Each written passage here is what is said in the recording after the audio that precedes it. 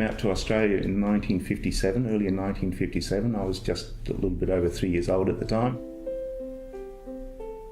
My first language definitely wasn't English, so that was a learning curve. My dad had to come out in a hurry because the Russians were after him. So he came out here, and he had two choices. He could either go and work for the railway or the Snowy River scheme, and he chose to work for the railway. So we ended up working in a little place called Warrapa, which is just outside of Pimba, which is located by Woomera. So we worked out there. Dad's contract ran out after about 6 years living out there, and of course the only schooling we had was correspondence, so I couldn't speak much English at the time. So Mum taught us German. So by the time we got back to, were released from Dad's contract and went to Port Adelaide to the migrant hostel there, I was still having difficulty speaking English. So anyway, we went to school, and I was 7 years old and I didn't have enough English, so I was put back in grade 1. So I was the gentle giant in the classroom because I was 2 years older than all my peers, and that followed me right through my schooling.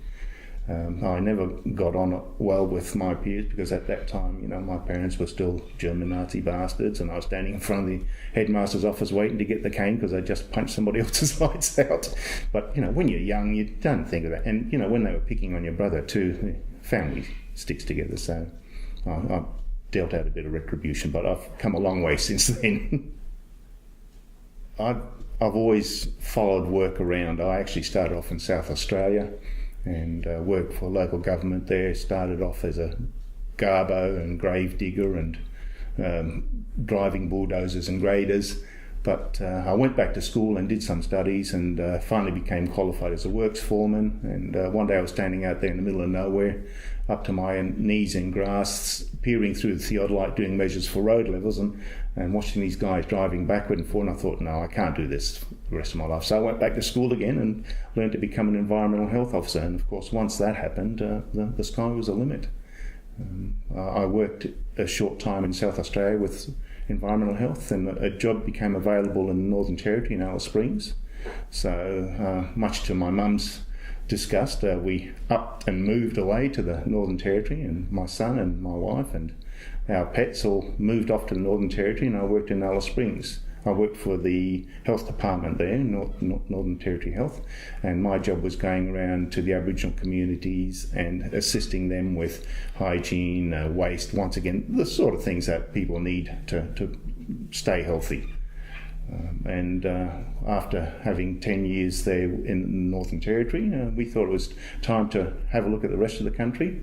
So a job came up in New South Wales with the health department, and here I am. So we've been here for just over 13 and a half years now. Some years ago in 2009, Samoa was hit by a tsunami. 3 days after the tsunami, I was called across with AUSMAT team, which is the Australian Medical Assistance Team, and became part of the response to the tsunami. And what happened, I worked with the Ministry of Health there too. Their local staff hadn't been trained in emergency management. So we've had 2 environmental health officers from New Zealand and myself, which made up 3 team leaders. And then we used the locals. We had health promotion people, we had the environmental health people, and we formed 3 teams. And in the 10 days we were there, we actually visited 33 villages that were actually hit by the tsunami. And it was gratifying work. A lot of the people were very pleased just to see somebody come and do something. And of course, the important thing is, when the injured people were taken away and treated and the dead were taken care of, the people that were alive still had to live in the area. So we had to make sure that they had good water, they had a good food supply, the waste was managed. And of course, once the tsunami hit, they didn't want to live on the beach anymore. They wanted to go and live up in the hills. And they had no facilities up there. So we had to teach them how to do pit toilets, how to treat them with lime so the disease doesn't spread. And of course, they were just coming into their wet period too, so they had to place the toilet so that when it rained they wouldn't flow over into their bedding area or their living area that they established up in the hills. The stories that we heard were phenomenal. You come away from those things feeling just how lucky we are here in Australia. We had a public health physician that was on part of the team, and they would have a look around the village to see what the situation was. And quite often there were people there that still had broken limbs, or we found one person suffering with pneumonia, and they were guilty because they'd lost friends and family and they were still alive. So they thought they weren't going to say anything because they were lucky to be alive.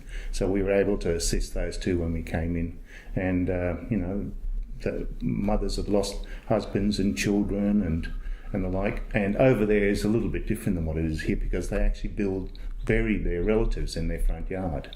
So, of course, when the tsunami came, some of those were disturbed, and we had to try and get that all back to normal again. So they were very, very thankful. We had the Red Cross, we had Oxfam with us, assisting us, and what we would do, the information that we found out that day, we actually went in and radioed back to the Red Cross, and they'd bring out pots, pans, blankets, mosquito nets, just so that they could continue their normal life. And they were so pleased to receive that. Just out of the blue, about 3 or 4 years later, I got an email saying that they'd like me to attend an awards ceremony. They've actually awarded me, unbeknownst to me, they awarded me the Overseas Humanitarian Medal, and that was something. You don't do these things for rewards or anything like, just to see the people smile and happy was plenty enough. But this was quite nice too, just to receive some recognition. So a lot of people did a lot of things over there which never received recognition for, so it was a nice touch. It was quite nice.